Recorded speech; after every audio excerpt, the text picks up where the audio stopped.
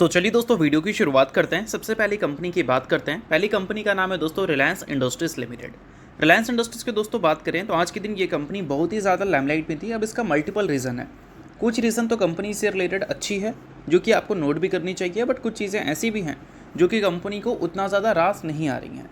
अब एग्जैक्ट सभी चीज़ें हैं क्या, तो चलो सभी चीज़ों को समझते हैं। बट उससे पहले अगर आपने अभी तक चैनल को सब्सक्राइब नहीं किया है तो चैनल को सब्सक्राइब करके बेल आइकन को प्रेस कर लो ताकि आने वाली वीडियोस की भी नोटिफिकेशंस आपको मिल सके। और एक डिस्क्लेमर भी है, जो भी न्यूज़ एंड अपडेट्स हम लोग कवर करेंगे वो सारी एजुकेशन पर्पस के लिए है, सीखने के लिए है। तो इसको किसी भी तरह का इन्वेस्टमेंट एडवाइस मत समझना, आप खुद से भी रिसर्च और एनालिसिस कर सकते हैं। तो चलिए दोस्तों वीडियो की शुरुआत करते हैं। सबसे पहले बात कर लेते हैं रिलायंस इंडस्ट्रीज से रिलेटेड कुछ इंपॉर्टेंट न्यूज़ एंड अपडेट्स के बारे में। आज के दिन रिलायंस से रिलेटेड एक रिपोर्ट हमें सुनने को मिल रहा है। रिपोर्ट का मतलब चीज़ें अभी ऑफिशियल नहीं है, हो सकता है कि चीज़ें आगे चलकर ऑफिशियल हो जाए, बट रिलायंस इंडस्ट्रीज की तरफ से इसको लेकर कोई क्लैरिफिकेशन नहीं आया है। सोर्सेज के जरिए चीज़ें सुनने को मिल रही हैं। क्या मेंशन किया गया है? Reliance in talks with CATL global suppliers for battery storage parts for Jamnagar projects.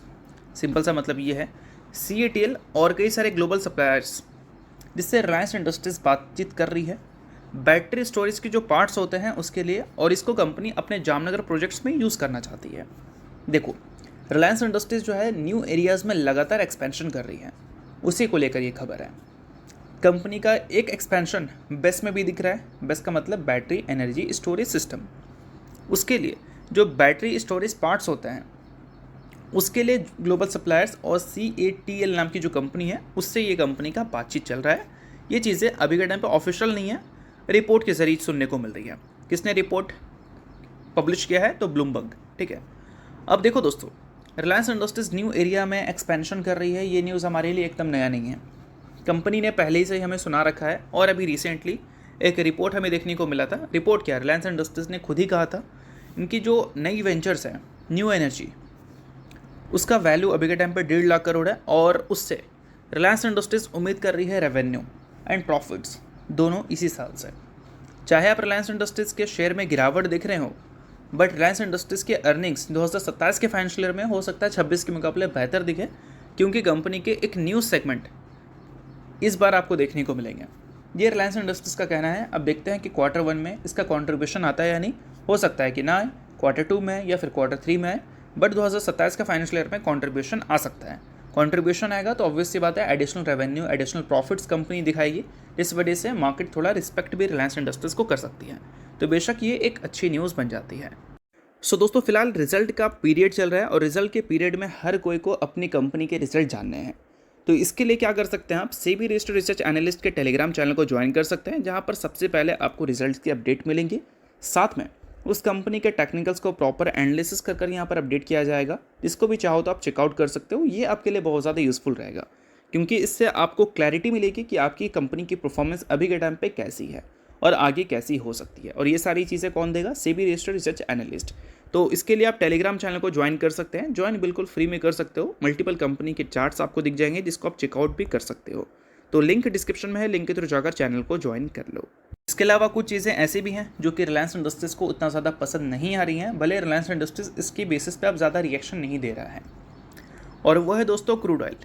Reliance industries में जितनी भी क्रूड ऑयल की न्यूज़ की वजह से गिरावट होनी थी वो गिरावट ऑलरेडी हो चुकी है। तो अब क्रूड ऑयल का प्राइस बढ़ता भी है तो रिलायंस इंडस्ट्रीज़ के शेयर में कुछ खास असर हम देखते नहीं हैं। अभी भी क्रूड ऑयल का प्राइस $110 पर हमें देखने को मिल रहा है। कोई डील फाइनलाइज हुई नहीं है US और ईरान के बीच में, और डील जब तक फाइनलाइज नहीं होगी तो ऑब्वियस सी बात है क्रूड ऑयल का जो सप्लाई चेन है वो डिस्टर्ब रहेगा, और डिस्टर्ब जब तक रहेगा तो जो भी ऑयल रिफाइनरीज हैं, चाहे IOCL की बात करें, BPCL की बात करें या फिर रिलायंस की बात करें, सभी प्रॉब्लम्स फेस करने वाले हैं ही। और ये चीज़ रिलायंस इंडस्ट्रीज़ के अर्निंग्स में Q4 में भी इम्पैक्ट डाला था। एक्सपेक्टेड है कि Q1 में भी इम्पैक्ट डालेगा।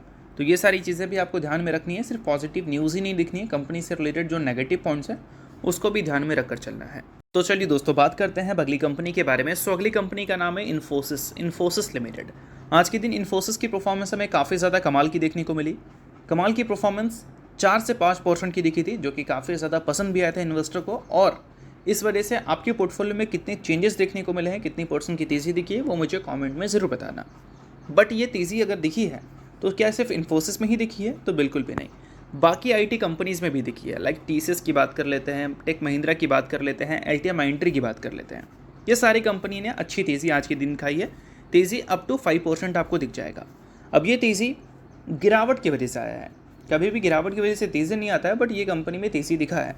देखो रिसेंट टाइम में हमारी टेक कंपनी का जो मामला था वो बहुत ही ज़्यादा ख़राब था, मतलब ख़राब नहीं, वर्स्ट सिचुएशन हमारे लिए टेक कंपनी का दिखा था।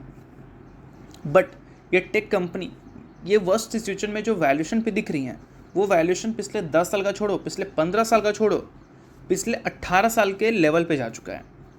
2008 के लेवल जो दिखता था इस कंपनी के वैल्यूएशंस का, चाहे टीसीएस का देखो या इन्फोसिस का देखो, उसी लेवल पे इनका करेंट वैल्यूएशन है। और यही कारण है कि आज के दिन एक वैल्यू बाइंग हमें देखने को मिली है आईटी सेक्टर में, और वो वैल्यू बाइंग की वजह से निफ्टी आईटी इंडेक्स आज के दिन आपको अच्छी तेज़ी दिखाया है। और तेज़ी का नंबर एग्जैक्ट देखोगे तो वो करीब 3% दिखेगा, और पिछले 3 ट्रेडिंग सेशन में निफ्टी आईटी इंडेक्स 8% तक की तेज़ी भी दिखा दिया है। और ये 8% की तेज़ी का ये भी एक काफ़ी बड़ा रीज़न है डॉलर, जो कि रुपीज़ के अगेंस्ट लगातार स्ट्रांग होता जा रहा है। एशियन कंट्रीज़ जितने भी हैं उसमें रुपीज़ का जो परफॉर्मेंस है वो सबसे गंदा है, चाहे आप बांग्लादेश से कंपेयर करो, नेपाल से करो, श्रीलंका से करो, अफ़गानिस्तान से करो, पाकिस्तान से करो, सबसे गंदा परफॉर्म किया है। और रुपीज़ का इतना गंदा परफॉर्म करना इंडियन मार्केट को तो बहुत ही ज़्यादा हर्ट किया है, बट हमारी टेक कंपनी इससे काफ़ी खुश हुई है। भले गिरावट दिखा है, बट बीच बीच में जो तेज़ी दिखती है उसका रीज़न यही होता है। और आज के दिन तेज़ी तो हमें काफ़ी ज़बरदस्त देखने को मिली, वो इसलिए दिखी थी कि डॉलर फिर से रुपीज़ के अगेंस्ट ऑल टाइम हाई बनाता हुआ दिख रहा था। और दोस्तों साथ में अगर ग्लोबल टेक सेंटिमेंट्स की बात करें तो वो भी थोड़ी हमें पॉजिटिव होती हुई दिखी है। मेंशन किया गया है कि US technology stocks last trading session strength हमें दिखाती हुई नजर आई थी, और इन्वेस्टर की जो सेंटिमेंट्स थे आईटी सेक्टर को लेकर ग्लोबली वो भी थोड़ा सा इम्प्रूव होता हुआ दिखा था। वॉल स्ट्रीट में हमें टेक कंपनीज़ में तेज़ी देखने को मिली थी, और एआई को लेकर जो डर था वो भी थोड़ा सा कम हो चुका है।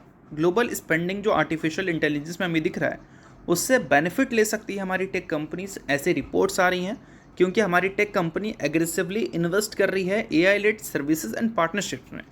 और ये सारी चीज़ें बीच बीच में हमारी टेक कंपनी के सेंटिमेंट्स को पॉजिटिव तो ज़रूर करती हैं, बट एक चीज़ ध्यान में रखना, जब तेज़ी आता है ना तो हर तरफ अच्छी न्यूज़ ही दिखती है, और जब गिरावट आता है तो हर तरफ गिरावट वाला ही न्यूज़ दिखता है, ख़राब न्यूज़ दिखता है। तो हमेशा जब तेज़ी दिखता है तो उस तेज़ी के बहुत सारे पॉजिटिव न्यूज़ को देखकर इन्फ्लुएंस ज़्यादा मत होना, नेगेटिव साइड्स को भी देखना इंपॉर्टेंट होता है। और वो चीज़ कोई बताता नहीं है, बट मैं आपको बता दे रहा हूँ, क्योंकि नेगेटिव साइड आप नहीं देखोगे तो गिरावट के लिए आप प्रिपेयर होगा नहीं। और इस वजह से ज़्यादातर लोग बोलते हैं कि मैं इस लेवल पे फंस गया, उस लेवल पे फंस गया, वो इसलिए होता है क्योंकि पॉजिटिव साइड्स तो हम देख लेते हैं, नेगेटिव साइड्स हमारे पास होती ही नहीं है, क्योंकि रिपोर्ट हमें सुनने को मिलता ही नहीं है जब कोई कंपनी अच्छा कर रही होती है। आज ही के दिन ही देख लो, एआई को लेकर गिरावट हो रही थी टेक कंपनी में, बट आज के दिन वही चीज़ को लेकर आज के दिन एक पॉजिटिव न्यूज़ बना दी गई। तो ये सारी चीज़ें समझना चाहिए लोगों को और इससे सीखना चाहिए। बाकी अगर आपने ये सारी चीज़ें अभी तक नहीं समझा है, नहीं सीखा है, तो ये सारी चीज़ें हम टाइम टू टाइम सिखाते रहते हैं हमारे अपने सेबी रजिस्टर्ड टेलीग्राम चैनल में, जिसका लिंक आपको डिस्क्रिप्शन में देखने को मिल जाएगा। लिंक के थ्रू जाकर बिल्कुल फ्री में आप चैनल को ज्वाइन भी कर सकते हैं। तो चलिए अब बात कर लेते हैं अगली कंपनी के बारे में। तो अगली कंपनी है दोस्तों एलआईसी, यानी कि life insurance corporation of India. आज के दिन एलआईसी के शेयर में कुछ खास तेज़ी तो नहीं, बट हाँ एक न्यूज़ की वजह से ये कंपनी फोकस में ज़रूर रही थी, और वो था बोनस। 1:1 के रेशियो में एलआईसी ने बोनस की अनाउंसमेंट की थी बीच में, और उसको लेकर अपडेट दिया है कंपनी ने कि 12 जून से पहले जो बोनस की बोल सकते हैं सारी चीज़ें हैं उसको कंपनी कंप्लीट करती हुई नज़र आएगी। मतलब बताया था कंपनी ने जो डेट ऑफ अप्रूवल था बोनस का, यानी कि जब कंपनी ने अनाउंस किया था 1:1 के रेशियो में बोनस, उसके अगले 2 महीने में ये सारी चीज़ें को कंपनी कंप्लीट कर देगी। और खबर सुनने को मिल गई कि 12 जून से पहले आपको बोनस मिलता हुआ दिख भी जाएगा। तो अगर आप एलआईसी के इन्वेस्टर हैं तो ये सारी चीज़ों को बिल्कुल नोट कर आप चल सकते हैं। इन्वेस्टर नहीं आप इग्नोर कर सकते हैं, न्यूज़ थी इस वजह से मैंने बता दिया, बाकी ये किसी भी तरह का रिकमेंडेशन नहीं है। तो होप करता हूँ ये वीडियो आपको अच्छा लगा होगा। लाइक कीजिए, पहली बार सब्सक्राइब कीजिए। वीडियो के लिए बहुत बहुत शुक्रिया।